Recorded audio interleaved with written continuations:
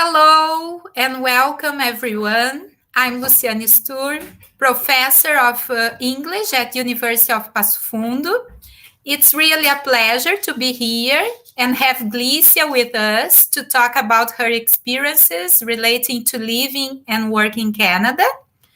And I will introduce her very briefly. And I hope that you enjoy this night, this talk. And I'm sure that we have much to learn. And it is a great opportunity to listen to a very amazing person and to learn more, to understand, to know different things about Canada. And I really hope that you enjoy. So, about Glicia. Glicia Dipp Dreher took letras at University of Passo Fundo and holds a master's degree in TEFL at the University of Kent in England. She has taught at UPF here in Passo Fundo, UNOESC in Chapecó, and Uniriter in Porto Alegre. With lots of experience in teaching English in Brazil, she has been living in Toronto since 2015, where she teaches English at a language school. She prepares students for Tefl, IELTS, and CELP IP. I don't know if they say if you say CELP. Anyway, and she has been training Canadians to be English teachers at Hansa College. I also want to say that Glicia was my professor at University of Passo Fundo and a colleague at Instituto Educacional for a short time because after that she moved from Passo Fundo. And she was always an inspiration for me, a role model as a professional. So I say many thanks to Glicia to have accepted this invitation to be with us and to present this talk tonight. So many thanks, Glicia, and welcome. I'm very happy to have you here. Hello, guys. So, back home, going back to my alma mater, right? University of Passo Fundo. Thank you, Lou, for inviting me, for having me here. It's a great pleasure, right? It's really a great pleasure. And it's very important to understand that our university, the first one that has given us the guidelines to our life, is the most important one.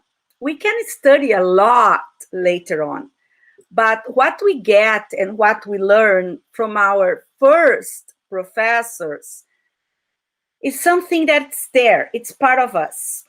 So I am very thankful. So I have it here, right? As you can see, my certificate from UPF, Universidade de Passo Fundo, is right here with me. And I would like to say thank you to some great professors that I had at UPF. I cannot mention all of them, but there are two important ones that have really guided me throughout my life. I think that everybody who lives or has lived in Passo Fundo knows Tanya Marisa Kuchenbecker-Hesing, right? So she was my tutor. She's the one that helped me to write my dissertation when I took post-graduation course. After letras, I also took a post-graduation course in literature.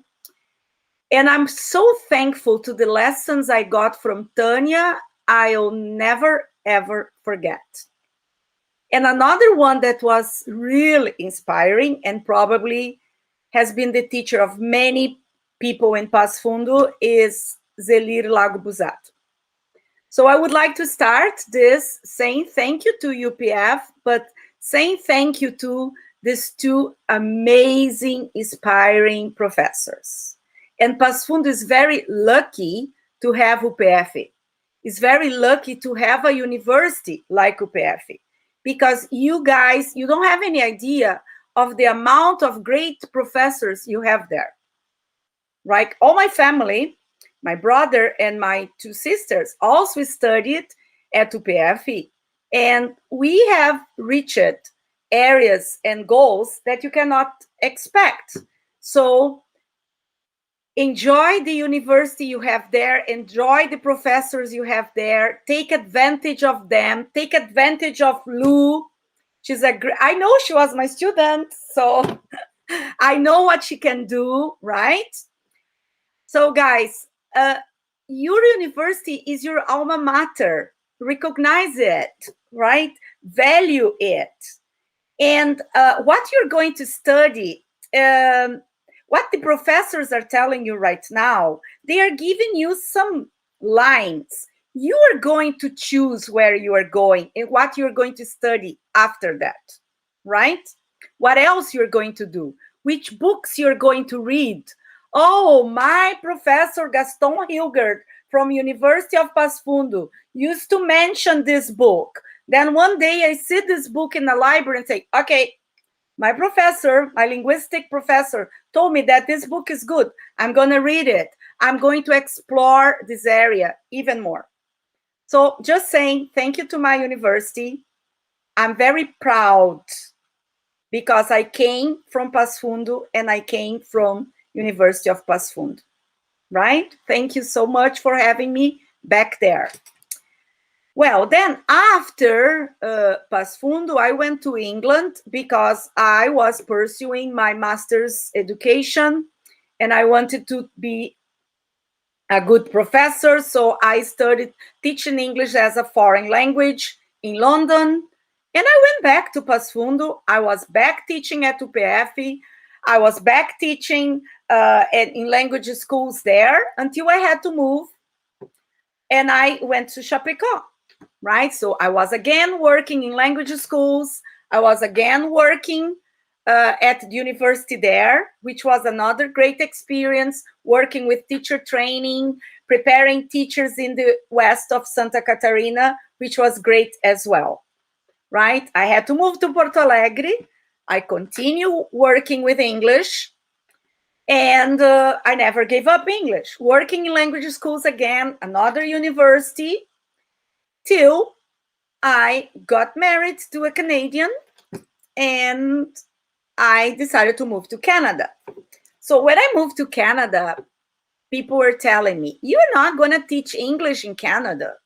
You're Brazilian. I said, yeah, I'm going. Of course I'm going to teach English in Canada. Why not? So I went. I had come to Canada in 2006 to take a TOEFL preparation course because I wanted to work with TOEFL.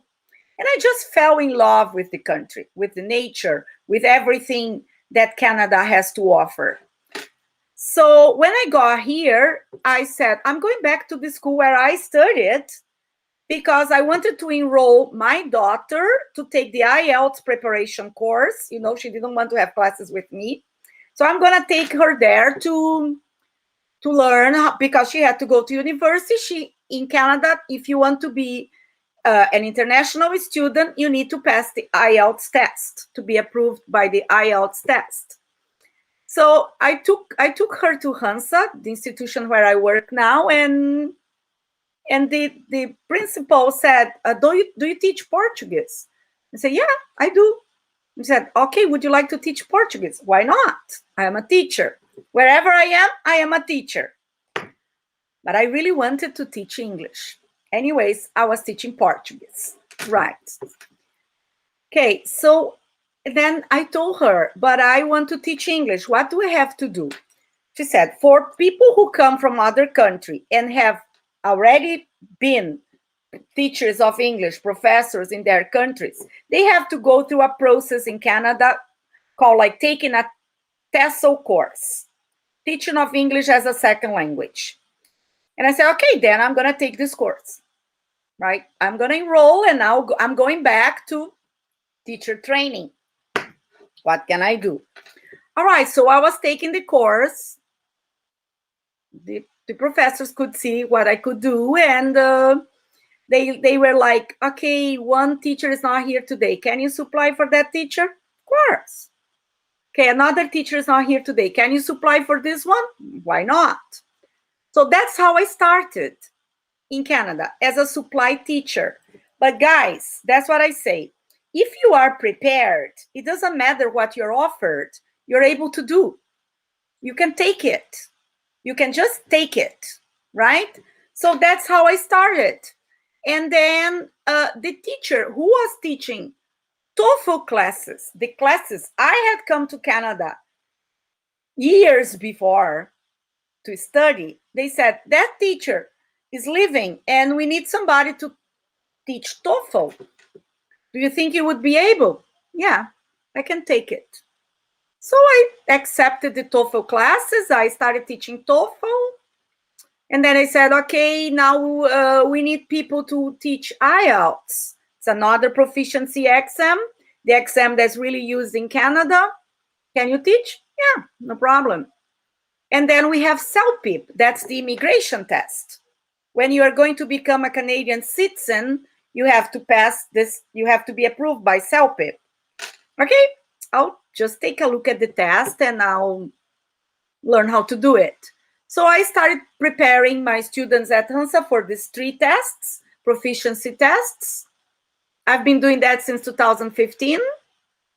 And then they invited me to start training, to teach the TESOL course, the one I took when I got here, to train the Canadians who are like had other professions before, and now they want to work with ESL, English teacher as a second language. Why? This is very easy in Canada.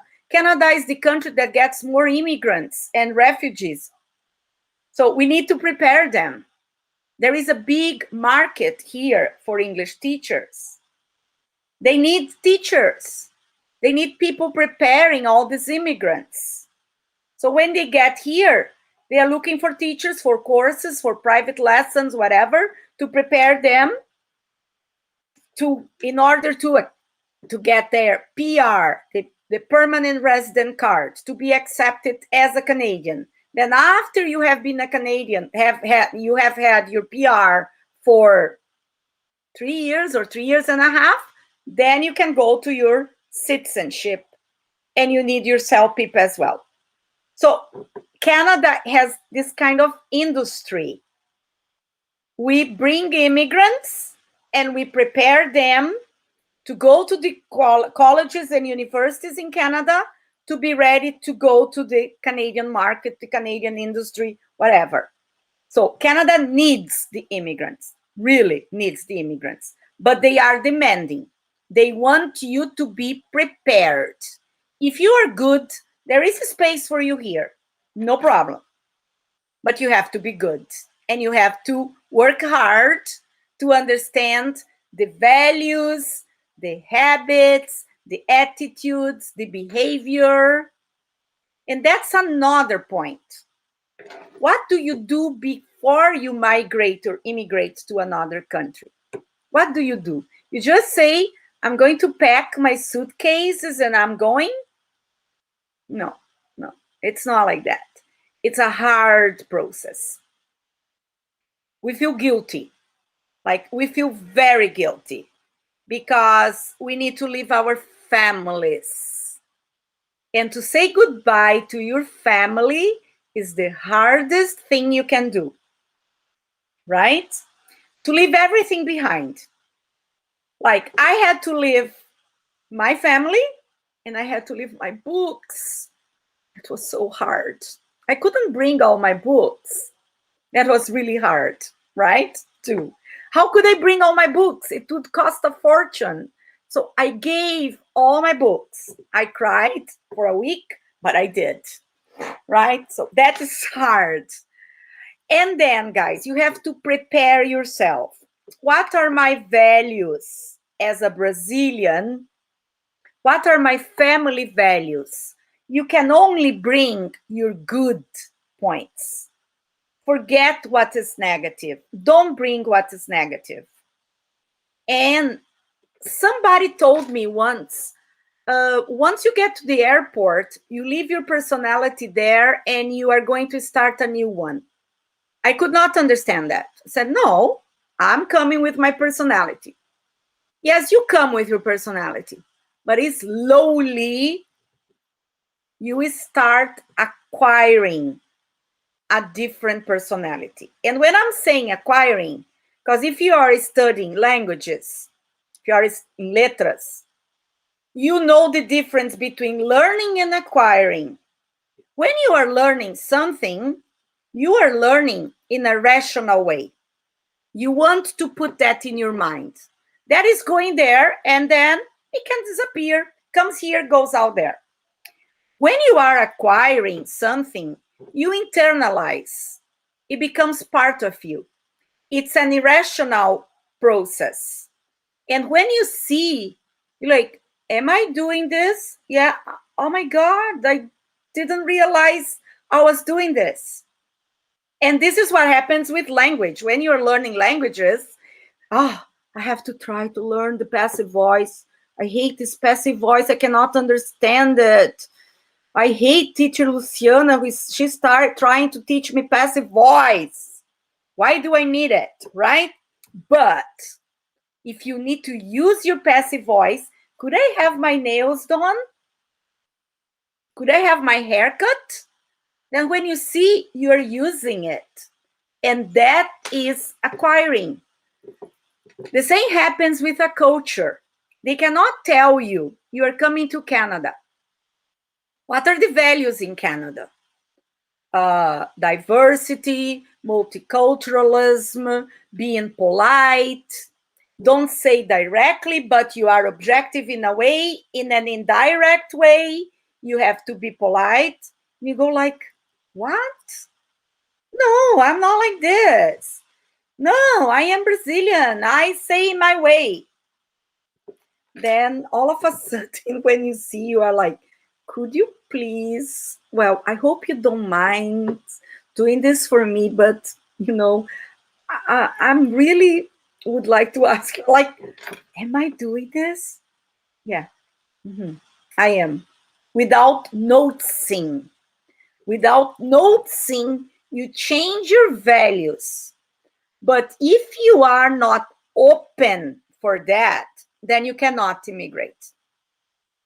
If you're not open to accepting a new culture, accepting the new rules, accepting the new process, then don't tell me, Glee, what can I do to go to Canada? Are you ready to change? Because you're going to change. Even without realizing you are going to change, right?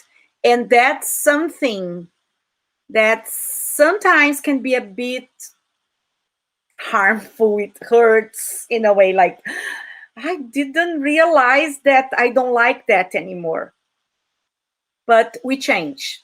And this change is not as slow as you think. When you see you have changed a lot, right?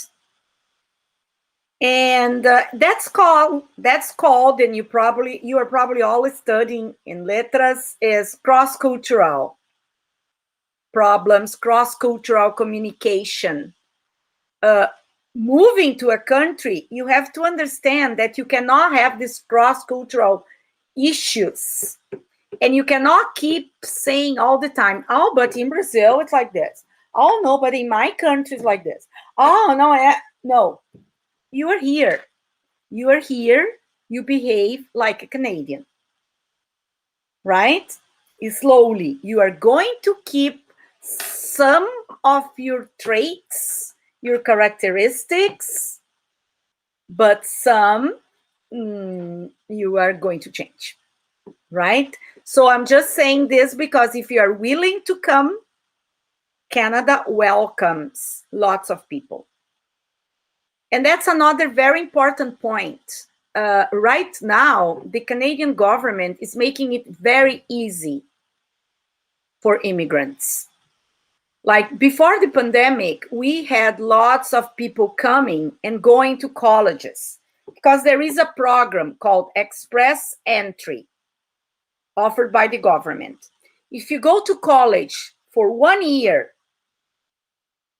then you work 1 year in your area, you get your PR. Pass the IELTS test, of course, right? Then what was happening? People from all over were coming, going to college for 1 or 2 years to get the PR. But with the pandemic, people could not come to Canada. Then what happened? We didn't get the amount of immigrants that Canada needs to keep its industry, to keep working, right? We need immigrants. Then they are not coming. So the government is making it easier for everybody who was already here in an illegal way.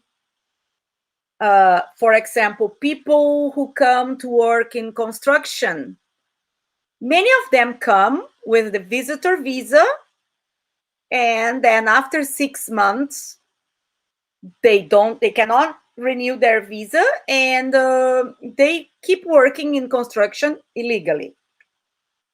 It's it's well paid, like $30-40 an hour. And they don't want to go back, because if they go back, they're going to get like 20 reais an hour, or I don't know, even less. So they don't want to go back. So what is the government doing now? They are legalizing all these people because they need them here. The minimum score for the CELPIP test to go into it, to start your express entry profile, was, for the Canadian benchmark, was 7777, reading, listening, speaking, and writing. Now, for the construction guys, it's 4. They only get 4, that's the minimum, and they are in. So that's how the Canadian government is desperate to have people coming and working. But what I noticed in these years is that at the beginning, most people coming, they were coming to work in these areas, restaurants, construction. No, now we are getting doctors, PhDs, we are getting engineers. Highly qualified people are coming. Right now, I'm teaching 3 doctors from Brazil. 3 doctors from Brazil. Because they are here, they are already working, but they want to feel, they have the PR already, they are going to the citizenship ceremony soon, but they want to feel like really Canadian, so they are having classes. That's a big difference from what we had before.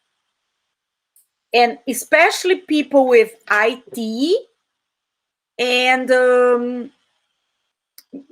research, medicine, they're all coming. This student of mine who works at the Toronto General Hospital with research, she started before the pandemic, and she told me that she was the only one. Now they are in 11 Brazilians working in research there. So this is how much it's open for immigrants right now. So if you're willing to come and you are good, improve your English. But improve your English, please. Don't come to live on the edge. I keep telling my students who are in construction, teacher, but I don't need, I can survive in construction. Did you come here to live on the edge? Then go back. You are either going to be a Canadian or you go back, right? You have to behave like one. You have to be part of the community, part of the society to live well here. Then you can be happy. But you cannot live here and keep thinking in Portuguese or only wishing to eat rice and beans, because that's not going to happen, right? If you change, then there is a space. There is a space, right? Okay, a little bit about Canada. Canada is the second biggest country in the globe. It's huge. But the population is only 40 million people. And half of the country is covered by snow throughout the year, not only in the winter time. So the North Territories, forget, that's too cold, right? Okay, so there are 10 provinces and 3 territories in the north, right? So those are the very cold areas in the north. Some provinces are making it very easy for immigrants. I'm not talking about Ontario, where I am, because I live in Toronto, or even BC, British Columbia. But if you go to some other provinces, it can be wonderful and very easy. Saskatchewan, Nova Scotia, Manitoba, they are really opening and helping and bringing people. And the temperature, if you are not up in the north, is about the same. What's the temperature? Okay. In the summertime, right now, our temperature is like between 14 to 25. But this week it was 9. Okay, but it's summer. But it's going back. So that's, if you ask me, Glee, do you love Canada? I love from the bottom of my heart, but winter is hard. So you have to be ready for that. Winter time, that's the problem. Winter goes from half October to half May. And that's the problem. It's too long, too dark, and lots of snow. Lots of snow. So that's what I say when I mean you have to learn to live like a Canadian, because then you're gonna do what the Canadians do in the winter: play hockey, go skiing, enjoy indoor activities, right? Babies here are skiing when they are 3 years old. 3 years old. I don't go yet. I just look, but it's beautiful, right? So that's the major difficulty, to get used to this winter time, right? Winter time, yes, it can be hard. Even though in my house, in the winter time, I always wear shorts, t-shirts. I don't wear anything heavy inside, because all the houses have central heating, right? They are very warm. We have a furnace heating up the houses. So there is no problem. But the problem is being inside for too long, like feeling this cold weather. I mean, cold weather, I say, minus 25, minus 30 here in Toronto, right? So that can be difficult until you get used. That's the only part, right? The rest, no. Food. Okay, food. Canada has 255 ethnias. 255 languages are spoken here. And we have all these kind of restaurants. If you want to eat Ethiopian food, there is one right here on the corner. Indian, my other corner, right? Moroccan, you have food from everywhere. So food is not a problem. Food is wonderful. But there is not such a thing like Canadian food, unless poutine in Quebec, right? But we eat it here. It's like 5,000 calories, but no problem. No problem, right? So food is international. you can see people from everywhere on the subway, on the buses, and then everywhere you go, right? Okay, so if we think about Canada, I even got some papers here because Canada has some values that are really important. And the first one is this: egalitarianism. We are the same. So if I bring a person to clean my house, this person, this cleaner lady, is going to have the same salary that I have. There is no difference, right? So in an egalitarian society, people are deemed equal. This is why the hierarchy is not very evident. You don't see the evidence of, oh, she's a professor. You might have something like because the person is intelligent, but the salary is in the same level. People live more or less all in the same level, right? And, well, Canada is a democracy, but it's also a monarchy because the queen is our queen. Like the day I became Canadian, I have dual citizenship. I had to swear to the queen, right? Yeah, I did, but I didn't mind. Okay, so some of the things that are very important in Canada is this egalitarianism. We have to be egalitarian. Second one is informality.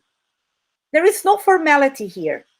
Everybody dresses in a very casual way, wearing jumpsuits, sneakers. You go to a party or a wedding, people are wearing flip-flops. You go like, at the beginning, I was like, what? Now I go the same, right? So it's a very informal country. There is not this, and there is not Mr., Mrs. You call everybody by the first name, your boss, everybody. But Canadians love order. The country is very organized, order and space. And you have to respect a little bit of this individuality. You cannot ask like personal questions all the time. Some order lines. Okay, why are we here in this lockdown? Since the beginning of this pandemic, we opened for 2 months last year and it's closed and nobody's making a scandal. I've been working from home since March 2020. Restaurants are not open yet. Nothing is open.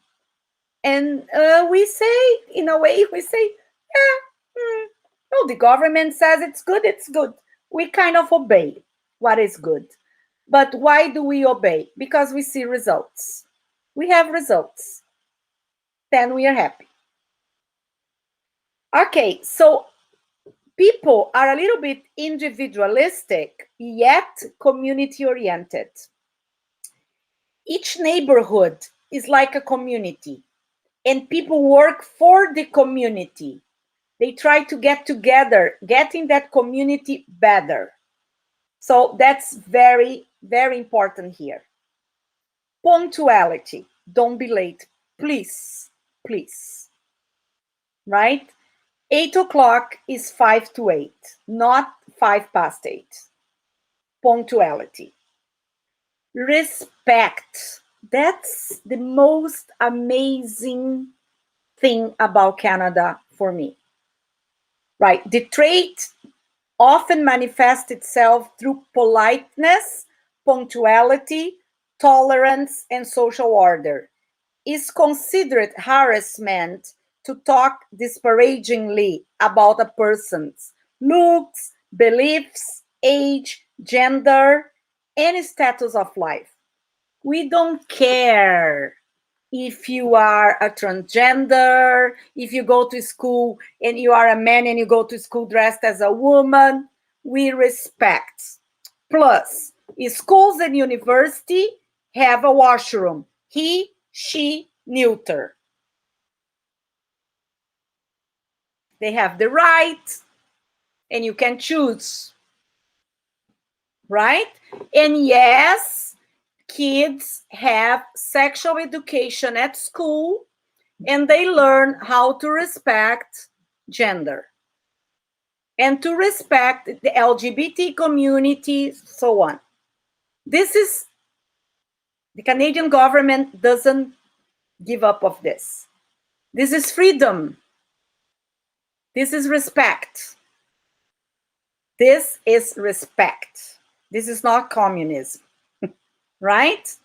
So when I see certain things now, people criticizing LGBT or Indians or things like this, I feel shocked, because that's not part of my life anymore, right? I learned how to live with this.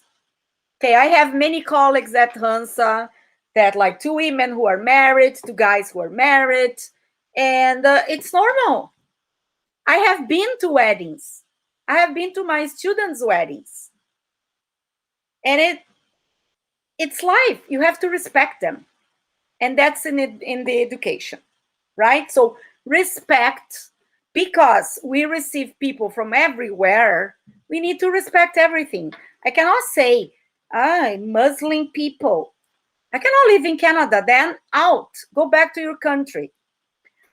My husband always says this: once you come to Canada and you learn how to respect all the multiculturalism we have here, you are good to stay. If you don't want to respect, then I don't respect you, right? So that's something that I learned a lot. Multiculturalism and diversity. Yeah, that is something crazy. Canada began developing into a strong nation by welcoming immigrants.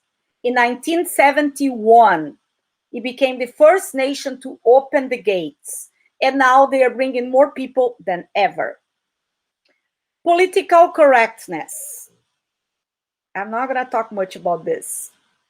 I love my prime minister. Justin Trudeau is my hero, right?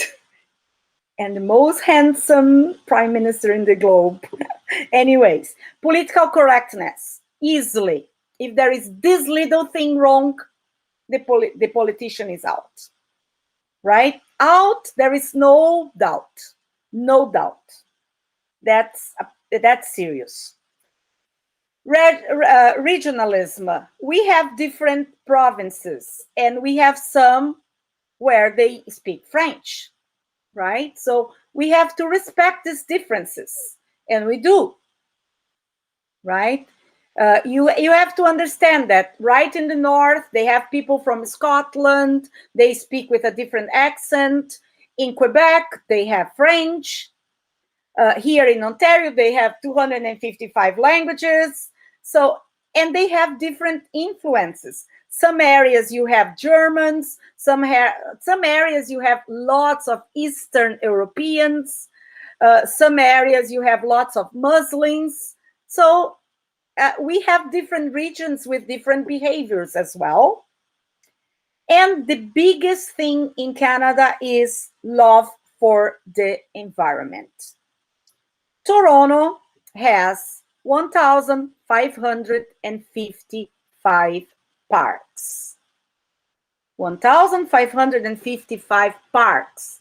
They are like forests. They are all interconnected. And there are bicycle paths. You can go everywhere.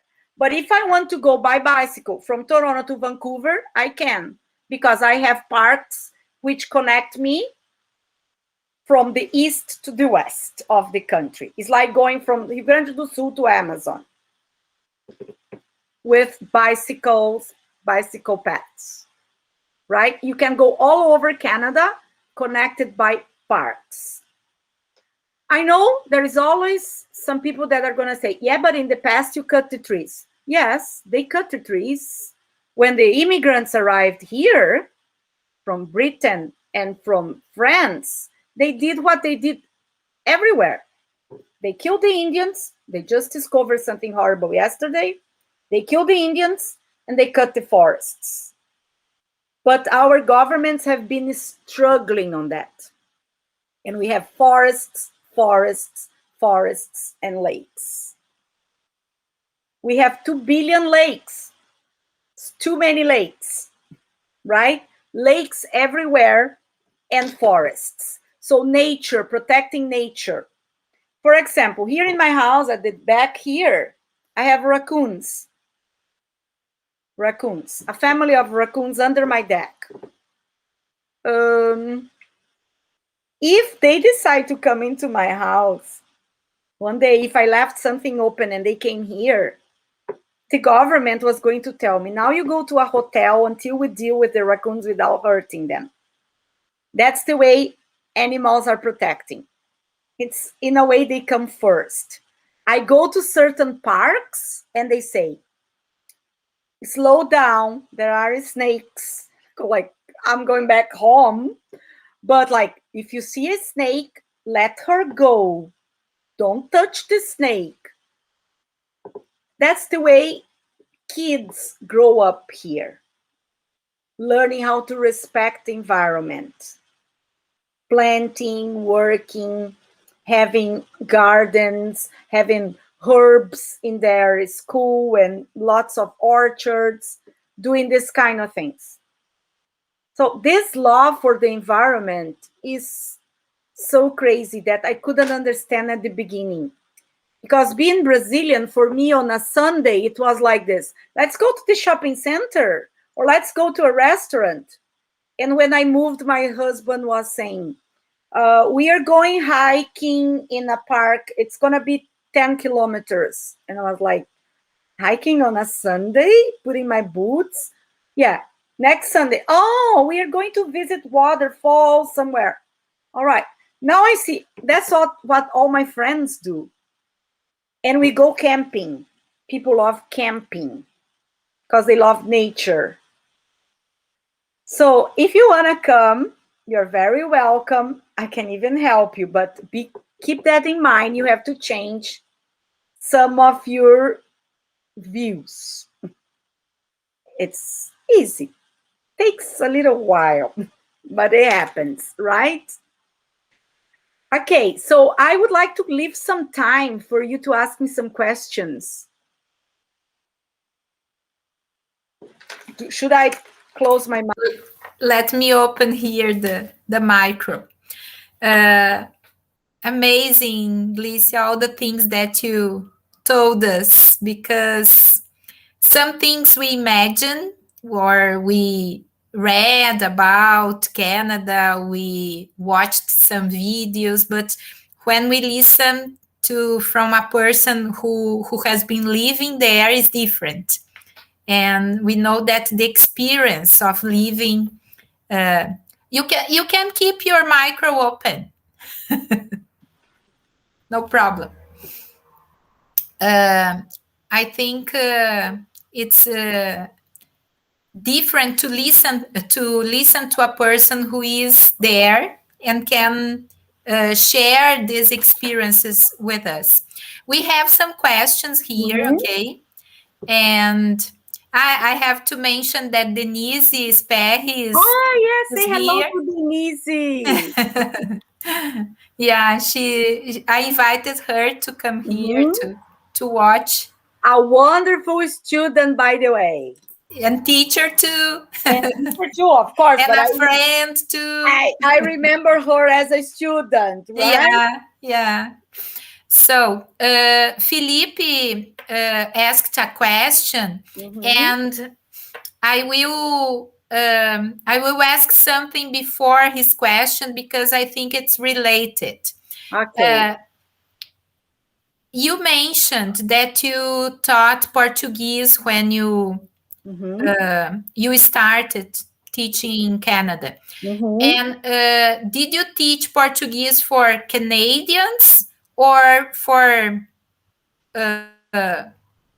multinationality people? No, mainly Canadians. Mainly Canadians. Mainly Canadians. Why? Why? Because they marry Brazilians. Interesting.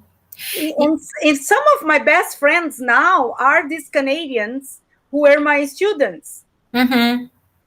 right? They start a relationship with a Brazilian, and then they want to improve Portuguese. No, I have this situation here in my house. My daughter has a boyfriend. He's Canadian, and he's learning Portuguese now. Yeah. Because he thinks he has to be able to understand in case we use Portuguese, or if one day he goes to Brazil. Yeah. And Felipe's question is about jobs for teachers. If you think or you know if there is more jobs for Portuguese, for teaching Portuguese, or for teaching English for foreigners. No, well, of course, English is number one, right?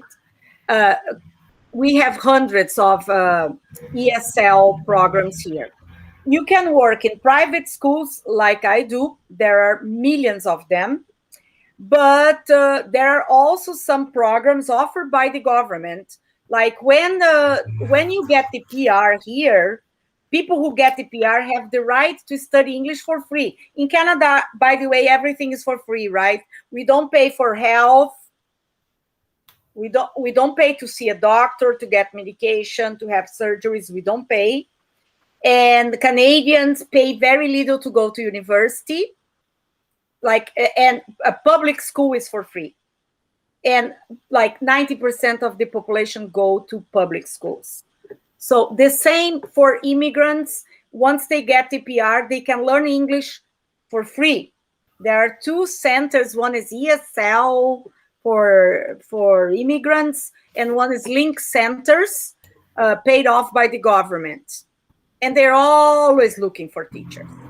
But of course, there are some schools where they teach. Some people that come and the kids have forgotten Portuguese. The parents want them to keep with Portuguese, or all this relationship, too many Brazilians here, and they want the language. You can get, but it's mainly English. And the jobs for teaching Portuguese is common too, or not for so common? Well, today one of my colleagues sent me a link where they are a place where they are looking for Malaysian, Portuguese, Filipino. There are many sites where they are looking for Portuguese teachers, right? Yeah. You can, but it's okay. English is number one. You can get Portuguese, right? Hansa has many groups.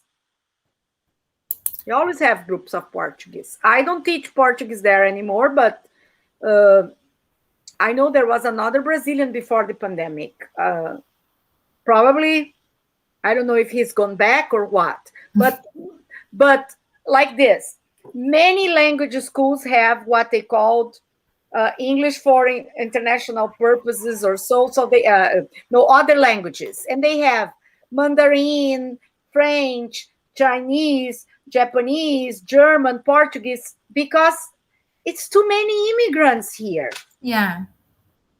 Native Canadians are difficult. Yeah. But it's very easy to get jobs working in these institutions where they need English-speaking Portuguese. For example, Hansa has two girls from São Paulo working at the reception just to receive and talk to Brazilians who are not able to speak Portuguese. And all the other schools do that as well, right? For example, if you go to the doctor and you are from Brazil, you go to the doctor, you are from Brazil, and you don't speak English, you have the right, the doctor has the right to call a translator. There are many jobs like this. And that's free. You don't pay. The government pays. Right? So I had a student. She was working with construction, and she got pregnant, and she needed to go to the doctor, and she was really a real beginner. Every time she went to the doctor, she had a Brazilian translator with her, even over the phone. Yeah. You can get these jobs. Another question is related to the health system. Is in a way the health system is similar to our SUS here in Brazil, that is free for everybody? It's like this.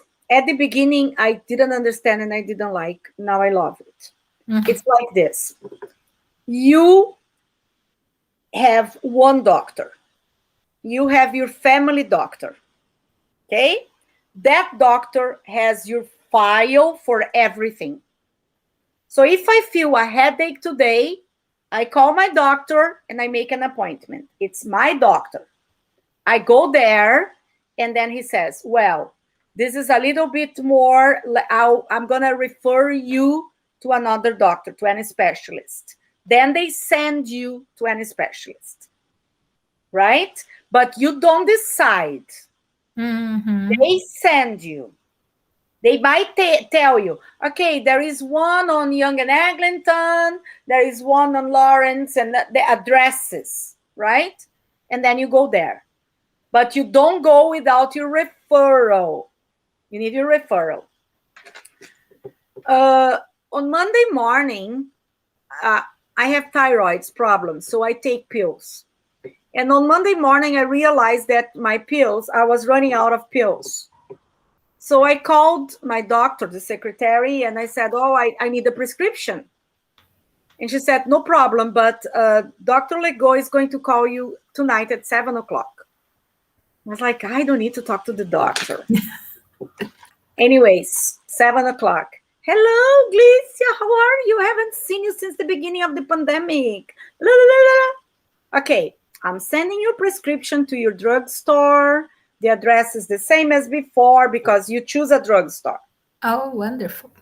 And then he said, okay, and what about your blood test? Well, doctor, I didn't do anything with the pandemic. Okay, I'm sending you like a request and anything else. The next day, I just got a message on my phone. Your medication is ready to pick up. I don't think I have to complain, right? Yeah, no way to complain. Really wonderful. Perfect. No. The only problem is this. At the beginning, you hate because it's this thing. You have to find a family doctor. You have to be accepted by a doctor. And if I go there and I don't like that doctor, because in Brazil, we are really spoiled with Unimed and things that we do whatever we want. Right? But it works really well. It works really well. Yeah. Glicia, about your experience in teacher training at Hansa, how it works, the teachers that you've been training, they take a course, a similar course as we have here for teaching English, similar to Letras, how it works? No. It's just like, you know that in Brazil, for example, if an engineer is going to teach and they have some training like methodology, psychology, is this preparing the person to teach English, a person who is coming from other areas, right? So this person, we teach, it's TESOL, teaching English as a second language. So I teach grammar to Canadians. Because they don't know grammar. They learn the language and they don't study grammar. I teach grammar and I teach some methodology, psychology, like approaches, communicative approach, like all this. I teach these areas. And then they teach and then we have to observe the classes. It's a teacher training course. Yeah. Okay. It's like 3 months. 3 months, all the course? Yes, for every day from 5:30 to 9:30, or it's in the morning. It was from 9 to 2:30, something like this. Yeah, so it's every day. Interesting. Yeah, quite interesting. And do you have courses at universities to for teachers of English as we have here? And how long does it last? Millions of courses. The most important one is called Pathways.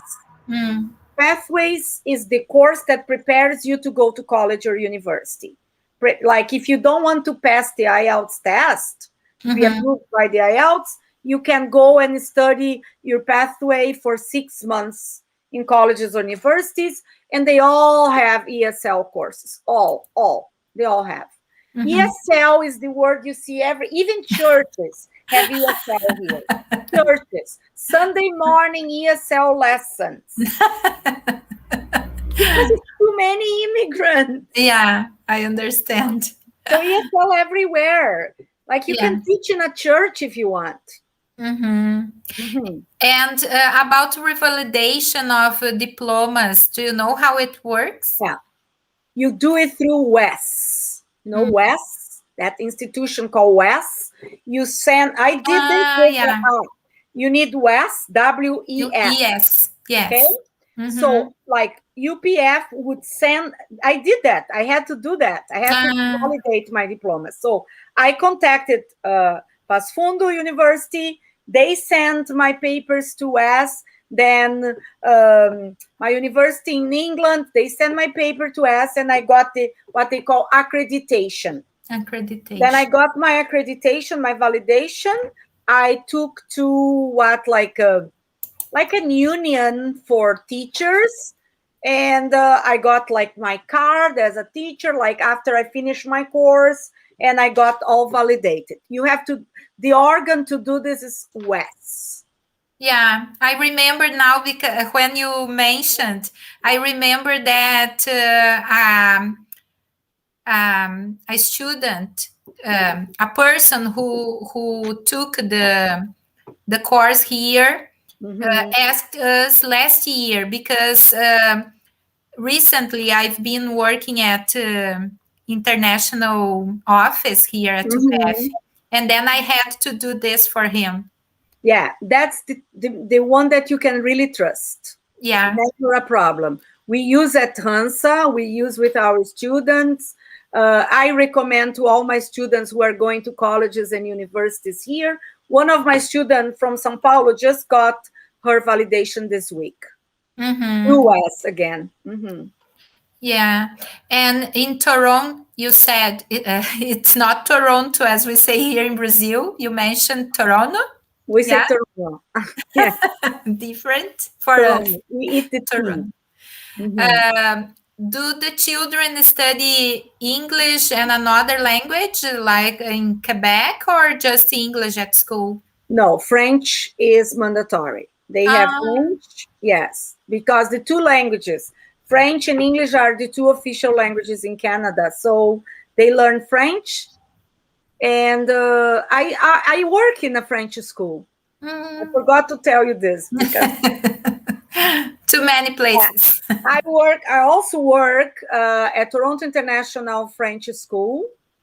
I teach, they are there for immersion, like they are there from 8 in the morning until 7 in the afternoon every day. And they have these after hours courses. And I teach little kids, they are 4 years old. Adorable. They only study in French, and then I teach English. They have this,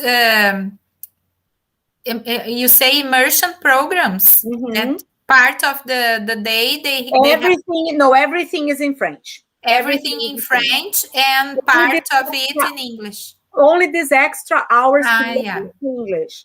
Because I have, in my last group, I had 11 kids. That's a private school. It's a fortune. I mean, $30,000 a year. Oh, I can't count this. And then I had 11 kids. Oh, yeah. 10 were Chinese. So they spoke Mandarin and French, and I was teaching English. Yeah, interesting. Who can pay $30,000? Yes, sure. And you talked about food, that you have different kinds of food. And do you have Brazilian restaurants in Many. many? Yeah. Brazilian restaurants, Brazilian we call padaria, because it's Mm. called padaria. Supermarkets, you have what they call nations supermarkets here, and you go there and you find food from wherever you imagine. Ah, Yes. Mhm. At the beginning, I didn't know, I didn't find, I found it strange. I used to go to Brazil and bring things, but now I find everything here, yeah, everything, yeah. everything. And tell us something that this is a curiosity. Something or a habit that you still maintain from Brazil, that you kept from your living in Brazil. Hmm. Cooking black beans.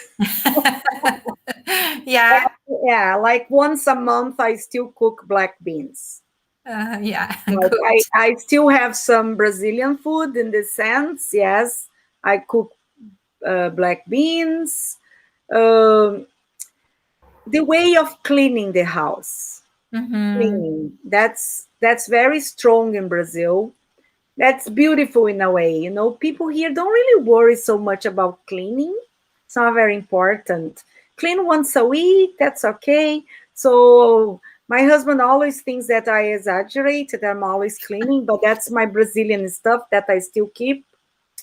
And as some of the food, I would Mm-hmm. say. But no, I don't have Brazilian TV. I don't have Brazilian channels. Um, of course, I see Brazilian news mainly through Facebook, Instagram, but I don't really keep watching things in Portuguese. Like, I never ever liked soap operas in Brazil. It's not here that I would watch. But I think that food is very important because food is part of our culture. And there's this cleaning thing because maybe I learned from my mom, and that's part. I couldn't cut with that. Yeah. That's what I keep. But certain things like going to a hair salon every week, having your nails done, no, No. it is gone. Yeah, I imagine.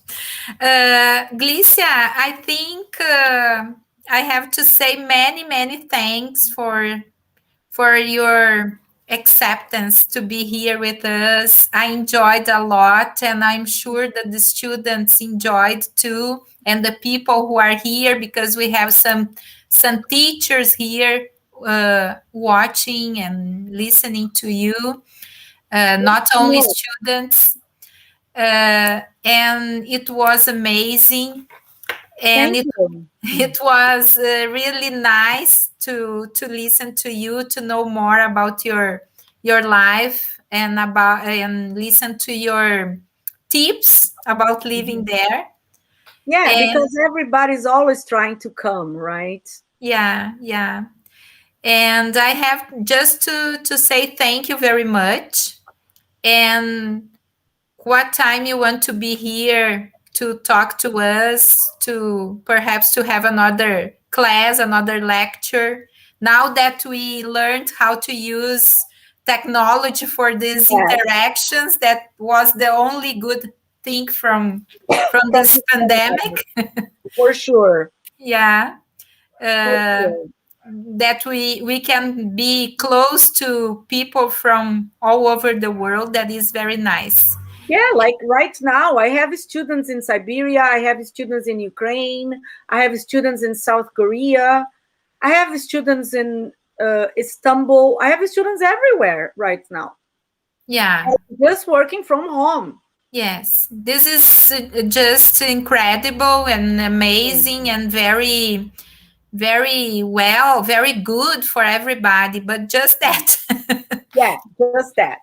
Well, okay, I guess I'm planning to go to Brazil in October, if things get better, right? Then I'll let you know and I'll pop up for a visit at UPS. Oh, yeah, for sure. It will be a pleasure. And I hope that we can be there, not online. I Yes, hope. presentially, right? Yeah, presentially. Many No, thanks. I'm dying to go. I really need to go because I haven't been back in Brazil since like December 2019. Mm-hmm. Then the Yeah. pandemic started and I never went back. Yeah, here Oh, it's the same, but we are in a very bad situation. yeah, I know. But it's with the vaccines, things are going to start settling down. For Yeah, sure. I Yeah, hope. once we get the vaccines, the numbers start going down, and that's important. Yeah, I hope so. So, Thanks. Thank you for all, having me. and Right, my pleasure. we thank you. Thank All you. the Bye best. bye.